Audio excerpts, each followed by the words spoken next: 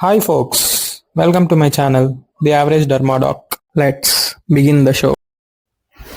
Tacrolimus. It is a macrolide lactone produced by soil bacteria called Streptomyces succubensis. Coming to its formulations, available in 0.03% to 0.1%, mainly ointments and creams.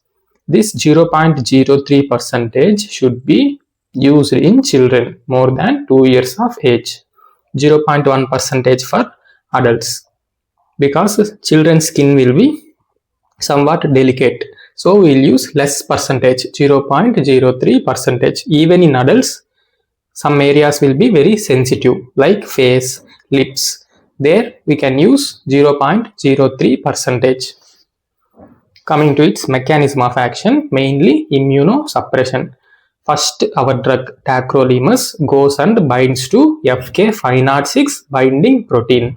Hence, this drug was also called as FK506 because it will bind to its binding protein called FK506 and forms a complex. This complex inhibits calcineurin. Hence, this drug we can call it as calcineurin inhibitor. Tacrolimus and pimecrolimus both are calcineurin inhibitors, but binding protein will be different for these two. If calcineurin gets inhibited, automatically nuclear factor of activated T cells also will get inhibited, which leads to downregulation of several inflammatory mediators like mainly interleukin 2. If T for 2 is inhibited, T for T cells will get automatically inhibited.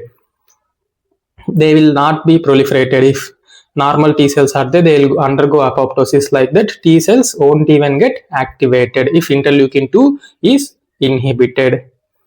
So thus getting our desired action, immunosuppression. Then granulocyte, monocyte, colony stimulating factor, tumor necrosis factor alpha, interferon gamma, all these also will get inhibited if calcineurin gets inhibited. Then it also exhibits antipruritic property by inhibiting histamine release from mast cells and basophils, and also inhibiting prostaglandin synthesis, that is de novo prostaglandin synthesis. Coming to its FDA approved use, only one FDA approved use, that is atopic dermatitis for children more than 2 years. Off-label uses are papillosquamous diseases like Lichen planus, particularly for oral Lichen planus, and psoriasis. For both Lichen planus and psoriasis, we can use this in steroid sensitive areas because steroids will cause atrophy and many side effects. Instead of that, we can use this tacrolimus. In flexurals, on face, lips, for pigmentary diseases like vitiligo, it causes melanocyte growth and melanocyte migration. So we can use this cream for vitiligo. Autoimmune diseases like cutaneous lupus erythematosus, skin lesions of dermatomyositis, pyoderma gangrenosum. Other diseases like balanitis, xerotica obliterans, June's balanitis, granuloma facial and granuloma annular, contact dermatitis and seborrheic dermatitis, chronic actinic dermatitis, Crohn's disease, oral, perianal and cutaneous Crohn's, lichen sclerosis, lichen amyloidosis, pityriasis lichenoides, paraneoplastic pemphigus, uremic pruritus, morphia. All these are off-label uses. Coming to its contraindications, hypersensitivity for any drug. Relative contraindication, pregnancy and lactation. It is a category C drug. Less than 2 years is a relative contraindication. Active infection also is a relative contraindication. Adverse effects like moderate burning, erythema, pruritus, acne, folliculitis, eczema, herpeticum. Reactivation of HPV, HSV viruses. Coming to pimecrolimus, another calcineurin inhibitor produced by Streptomyces hygroscopicus ascomyceticus. Sirolimus, same, Streptomyces hygroscopicus in Rapa new. That's why it is also known as rapamycin. Here it is Ascomyceticus. Here it is rapamycin.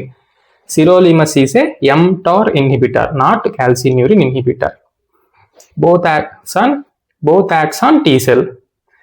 Pimecrolimus, same like tacrolimus, it acts on mast cells, whereas sirolimus acts on vascular endothelial growth factor.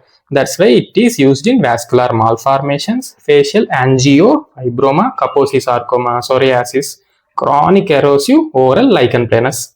Here pimecrolimus, same like tacrolimus, atopic dermatitis more than 2 years in immunocompetent patients, safe on face, head and neck. It has worked very better on face, head and neck. That is pimecrolimus, another calcineurin inhibitor. Sirolimus, mTOR inhibitor. Mostly tacrolimus has asked in exam. If in case in future, if they ask about pimecrolimus and sirolimus, you should be able to write at least these points. Remember the channel name. Don't forget to like, share and subscribe. Thank you. Hasta la vista. До свидания.